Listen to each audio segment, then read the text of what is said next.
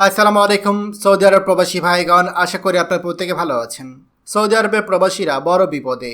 হঠাৎ প্রবাসীদের ইকামা সাসপেন্ড হয়ে যাচ্ছে কেন, আর সমাধান কি? চলুন খবরে বিস্তারিত জেনে নেওয়া যায়।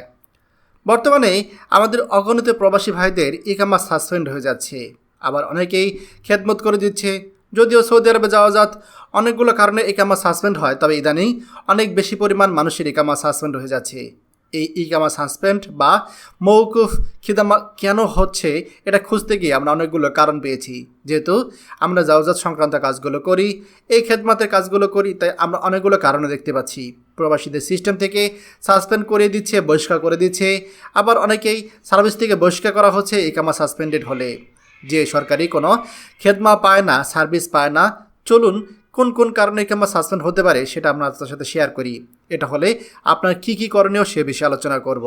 প্রথমত, মেজর যে কারণটা আমরা জানতে পেরেছি সেটা হচ্ছে ফাইনাল এক্সিট দেওয়ার পর যদি কোনো কর্মী সময় মতো দেশে না যায়, সৌদিতে থেকে যায় দীর্ঘ সময় পর্যন্ত, সেক্ষেত্রে কর্মীর ইকামা সাসপেন্ড করে দেয়।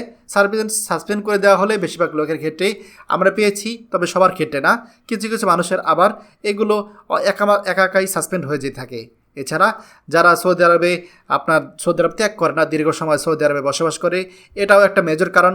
ইদানিং দ্বিতীয় যে কারণটি আমরা দেখতে পাচ্ছি সেটা হচ্ছে টার্মিনেট করার পর 60 দিন যদি পার হয়ে যায়, সে সময় অনেকে আবার সরাসরি সাসপেন্ড চলে আসছে। টার্মিনেট হওয়ার পর 60 দিনের পর যদি আপনার সাসপেন্ড আসে, আবার যদি না আসে সেখানে অ্যাবসেন্ট ফর ওয়ার্ক শো করে, আবার অনেক সময় অন দ্য জব শো করে। তবে 60 দিন পার হওয়ার পর যদি আপনাকে হুরুপ্রাপ্ত ঘোষণা করে, তাহলে অনেকে আমরা দেখলাম যে সাসপেন্ড হয়ে যাচ্ছে।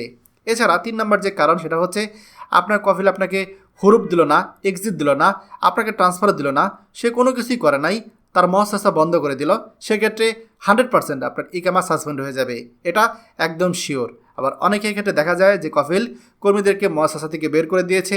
এখন সেটা কিভাবে করে সেটা জানি না, তবে মহাসাসার যদি ভেতরে না থাকেন সেক্ষেত্রে আপনার এই ইকামাটা সাসপেন্ড শো করতে পারে। ইকামা যদি সাসপেন্ড হয় তাহলে প্রথমে আপনার কী করণীয়? আপনাকে প্রথমত খুঁজে বের করতে হবে যে ঠিক কী কারণে আপনার ইকামা সাসপেন্ড হয়েছে। এক্সিটের জন্য, টার্মিনেটের জন্য, নাকি কফিল মহাসাসা বন্ধ করে দেওয়ার জন্য। আর যেটা হচ্ছে আপনার এটা মেইন কারণ, সেটা বের করার জন্য আপনাকে অবশ্যই যাওয়ার একটা প্রিন্ট তুলতে হবে, এবং প্রিন্টটা যদি এক্সিট শো করে তাহলে শিওর থাকেন এক্সিটের কারণে হয়েছে। যদি আপনার হুরুপ শো করে তাহলে বুঝবেন টার্মিনেট হয়েছে। আর যদি দেখেন যে হুরুপ খাওয়ার আগেই সাসপেন্ড হয়েছেন, তাহলে বুঝবেন যে আপনার মহাসাসা বন্ধ করে দিয়েছে। সেই হিসাবে আপনাকে অবশ্যই এগুলোর জন্য সমাধানের জন্য ব্যবস্থা করতে হবে। খরচাপাতি আছে, তবে সেটা ব্যবস্থা করতে পারলে আপনার এই সার্ভিসের সমস্যা ঠিক হয়ে যাবে। খবরটি আমাদের সৌদি আরবের সকল প্রবাসীদের সাথে এখনই শেয়ার করে সবাইকে এই গুরুত্বপূর্ণ খবরটি জানার সুযোগ করে দিন। আর আপনি যদি আমাদের এই চ্যানেল নতুন হয়ে থাকেন, অবশ্যই আমাদের চ্যানেলটিকে সাবস্ক্রাইব করুন সৌদি আরবের সকল গুরুত্বপূর্ণ খবর সবার আগে পাওয়ার জন্য। ধন্যবাদ সবাইকে। আমাদের সকল ভিডিও আপডেট সবার আগে পেতে আমাদের চ্যানেলটি এখনই সাবস্ক্রাইব করুন।